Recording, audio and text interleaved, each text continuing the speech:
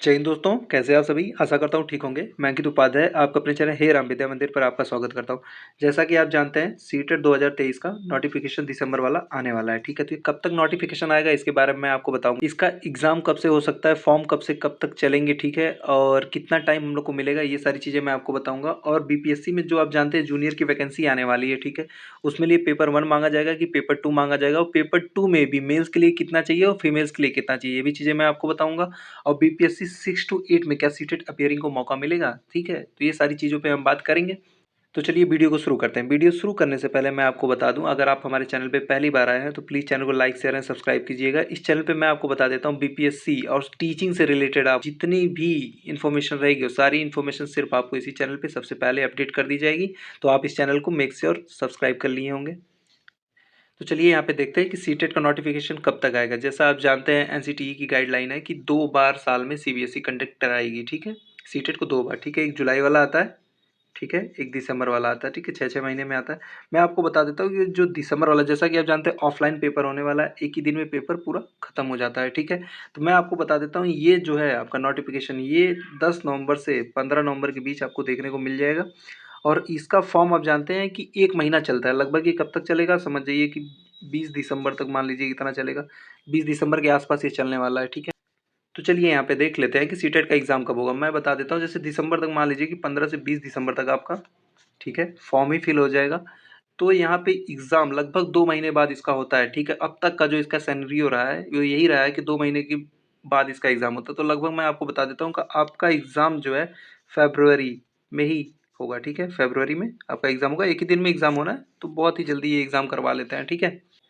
तो चलिए यहाँ पे देख लेते हैं कि बीपीएससी के लिए पेपर 1 चाहिए या पेपर 2 चाहिए। देखिए आप जानते हैं एक 1 to 5 के लिए होता है प्राइमरी के लिए, और 6 to 8 के लिए होता है जूनियर। तो 6 to 8 के लिए आपको चाहिए, ठीक है। इसमें भी मैं आपको बता देता हूँ, मेल के लिए अगर बीपीएससी में आप जा रहे हैं, मेल के लिए आपको 90 प्लस होना चाहिए और फीमेल के लिए 82 प्लस होना चाहिए, ठीक है। ये भी चीज़ मैं आपको बता देता हूँ कि जैसे कि देखिए वहाँ की जो जनरल कैटेगरी की जो फीमेल है ना, उनको रिजर्वेशन है, ठीक है। तो उनको ऐसा कहा गया है कि 82 ही मार्क्स पे योग्य हैं, वहाँ पे समझिए एलिजिबल रहेंगे, और मेल्स जो हैं 90 प्लस पे ही एलिजिबल रहेंगे, ठीक है। तो इस चीज़ को आप समझ गए हो।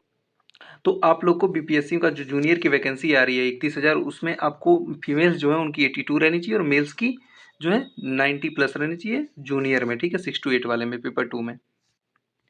तो चलिए यहाँ पे हम बात कर लेते हैं कि बीपीएससी को 6 to 8 में सीटेट अपीयरिंग को मौका मिलेगा कि नहीं। जैसा कि आप जानते हैं प्राइमरी जो हुई थी 1 to 5, आप जानते हैं 80,000 के आसपास वैकेंसी थी। इसमें जो था सीटेट अपीयरिंग को मौका दिया गया था, ठीक है। लेकिन एक चीज़ और जानते हैं, अभी इसका रिजल्ट आया, जानते होंगे बहुत विवाद की स्थिति है।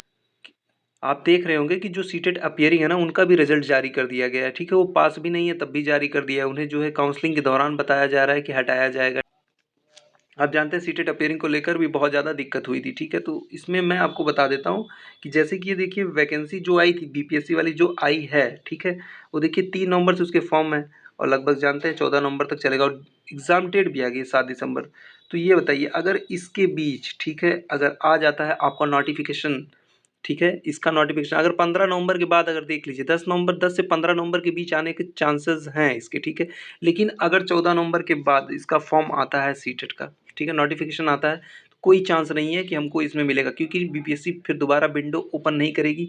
और चांस ये भी बनता है कि अगर सर्वर ना चले बीपीएससी का, तो विंडो को थोड़ा और एक्सटेंड कर सकती है, बढ़ा सकती है, 20 तारीख तक कर सकती है।